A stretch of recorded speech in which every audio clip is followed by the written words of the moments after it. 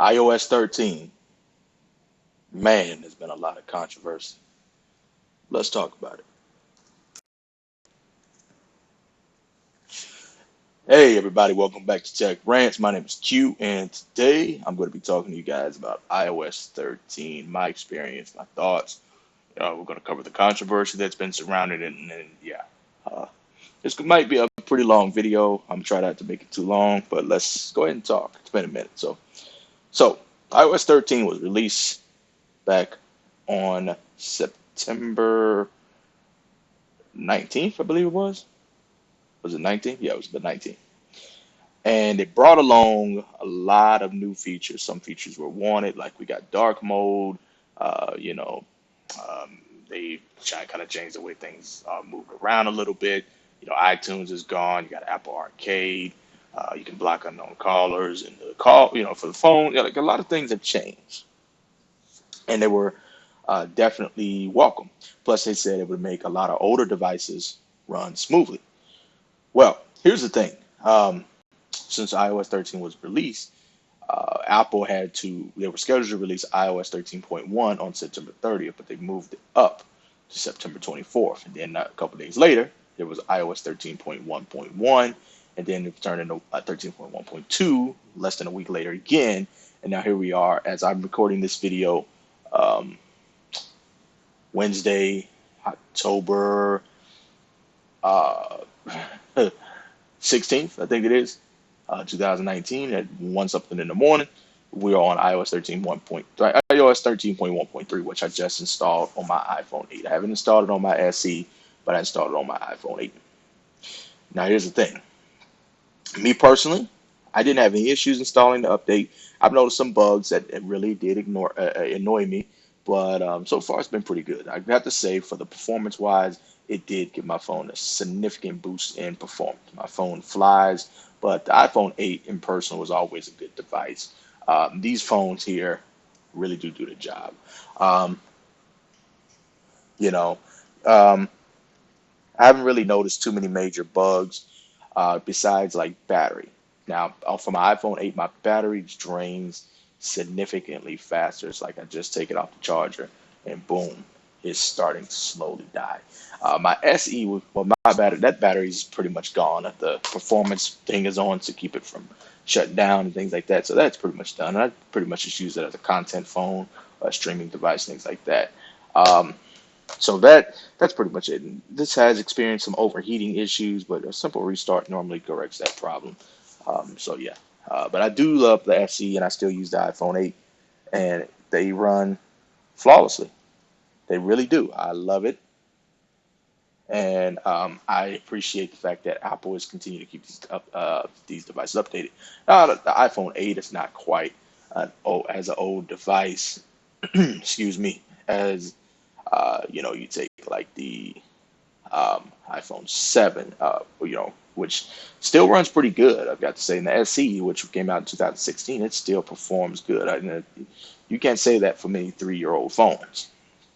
Now, some of the bugs that were surrounding, I know, like in the last one, a lot of customers saying they were unable to make phone calls, service wouldn't get no signal. Me, I didn't experience that problem. So there's all but they say a simple network reset will take care of that. Some customers, so apparently there was a jailbreak that was found in iOS 13 that gave uh, some people access to people's contacts by bypassing the lock screen. So they fixed that. Um, but now the major thing is battery life is deteriorating quickly, which iOS 13 was supposed to improve on that. Nobody's really saying anything about performance issues. I'm hearing a lot of overheating, network issues, and battery drain issues, which I'm experiencing. So they definitely got some bugs they need to work out. It's not the worst iOS launch in history, unlike iOS 11. iOS 11 was a complete disaster, if you ask me. I was almost scared to update. But iOS 13, I've been updating consistently, and I haven't had any major issues besides the battery draining.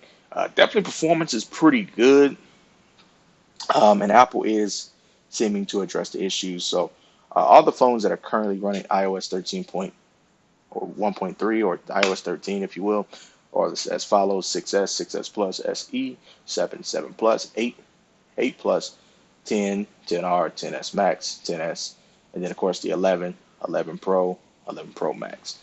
So that's a lot of devices that are up to date. So the only ones that aren't up to date is pretty much 6 and 6 Plus, but any devices released back in 2016 up to now are up to date. And like I said, you can't say that for a lot of phones. Although, wait, the iPhone 11, I'm sorry, the iPhone 6S was actually released back in 2015. So 4-year-old device. Wow, it's running iOS 13, so pretty good. Apple is very consistent with updates. They do keep their devices up to date for longer. So I have an iPhone 8. Um, this is the second major updates that it's gotten. So it probably has another 2 to 3 years to go. I don't see why they wouldn't stop it from being upgraded.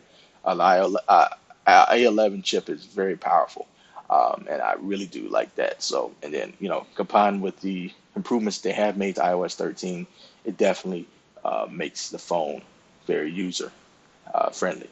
Now, the dark mode is what everybody's talking about. I turned it on. That was the first thing I did when I updated, and it does kind of help with battery life. But Apple also needs to fix the battery problem that is lingering within iOS 13. So we're on iOS 13.1.3 right now. It's just 17. Let me look at the date because I'm kidding. It's the 16th. So we're going to see definitely how it continues to work. Um, I haven't had any major issues, and knock on wood, I won't have any. So I'm going to continue to use iOS 13. I'm going to see if it gets better, if it gets worse, and I would definitely keep you guys updated. So iOS 13 thoughts. It's a good concept. I think it was kind of rushed software, and they definitely need to look into it and keep a better eye on what they do before they release. Now, I can understand bugs happen. There are a lot of bugs. That's why they release updates and things like that. But certain things, definitely pay attention to, do some thorough testing. Um, you know, I know they basically had to release it along with to be prepared for the iPhone 11. But honestly, I'd rather have stable software. If I knowing that I have to wait a little longer to have stable software, I'd rather do it. I mean, I didn't pre-order the iPhone 11. I didn't buy the iPhone 11. And more than likely, I'm not going to buy the iPhone 11. If I do, it'll be a miracle. I'm not going to say never because I've said never on this channel before, and well, I end up turning around buying something. Said the same thing about the Note 9 last year. What I do, bought the Note 9. But anyway, I've digressed. So yeah, iOS 13 moves fast, moves fluently. Battery drain is horrible. My SE has experienced those overheating issues, so I'll update it to 13.1.3 to see if that corrects it. And other than that, everything has been working flawlessly for me. If you have any questions, comments, concerns, or you've experienced problems with iOS 13, definitely share them down below. Let's have a discussion here in the comments. Most definitely, please be respectful, please be mindful, and do unto others as you want done unto you. It's definitely so. All right, guys, that's it for today. Thank you so much for watching. Subscribe, comment, share, all that other stuff. We'll talk again, Lord's will. Take care of yourselves. Appreciate the love and support. Catch you later. One love. Peace.